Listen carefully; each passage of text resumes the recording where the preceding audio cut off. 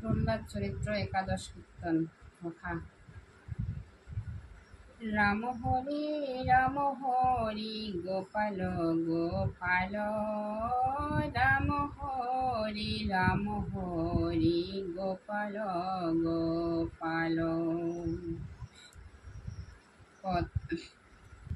ষণ্ডামর্ক নামে দুয় শুক্রর তনয়, প্রহ্লাদ পরবন্ত শাস্ত্র বামানয়।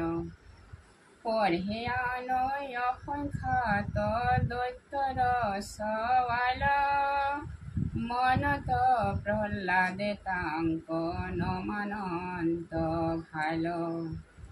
হে রাম একদিনা দৈত্যেন্দ্রে পুত্রক কোলে লৈ, কিবা পঢ়ি আছা বুলি আনন্দে সোধৈ।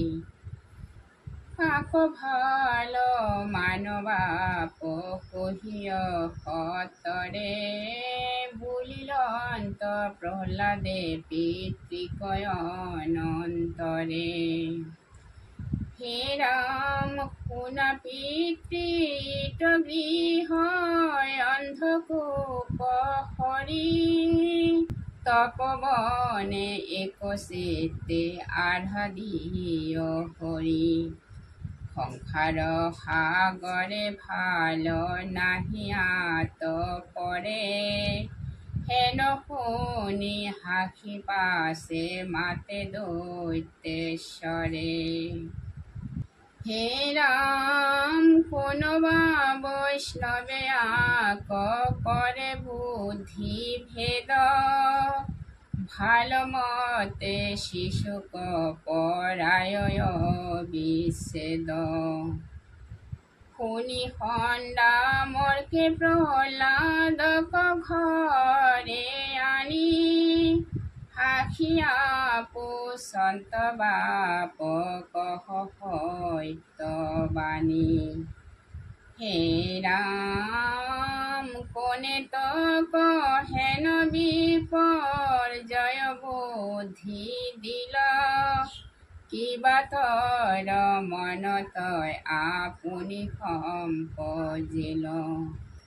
শুনিবাক ইচ্ছা কহ কুলেৰ নন্দন, প্ৰহ্লাদে কহিলা কৰি কৃষ্ণক বন্দন। হে রাম ব্ৰহ্মাদি কৰি যত দেৱতা পণ্ডিত, যাহাৰ পন্থত হন্ত মায়ায়ে মোহিত। যাৰ মায়া বিভৱৰ নাহি পৰিচ্ছেদ, হেন হৰি কৰন্ত আমাৰ বুদ্ধি ভেদ।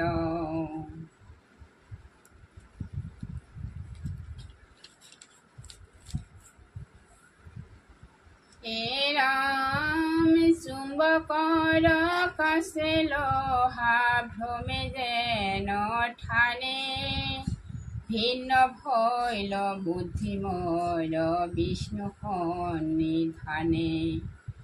এহি বুলি গুৰুক প্ৰহ্লাদ মৌন ভৈল, শুনি ষণ্ডামৰ্কে তাক গৰ্জিবাক লৈল।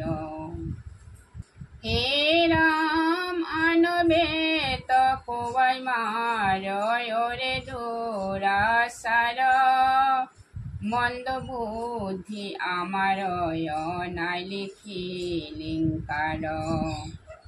উপজিলি তয় দৈত্য কুলৰ কণ্টক, হইলি বিষ্ণু পক্ষ ক্ষয় কৰিলি কুলক। হে রাম এহি মতে অনেক উপায়ে দেখাই ভয়, প্ৰহ্লাদক পৰাবন্ত শাস্ত্ৰ বামানয়। জানিলে ক শাস্ত্ৰ গুৰু মনে হেন জানি, দৈত্যেন্দ্ৰৰ আগে প্ৰহ্লাদক দিল আনি হে ৰাম পিতৃৰ চৰণে পৰি আছে মহামতি দুই হাতে তুলি আশা খিলা দৈত্যপতি কলাত বৈ খায় ঘনে ঘনে ঘানি শিৰ হাসি প্ৰহ্লাদত কথা সোধে মহাবীৰ হে ৰাম কিভা সুশোভন পাঠ পঢ়িয়া তাত গুৰুত শিখিলা কিবা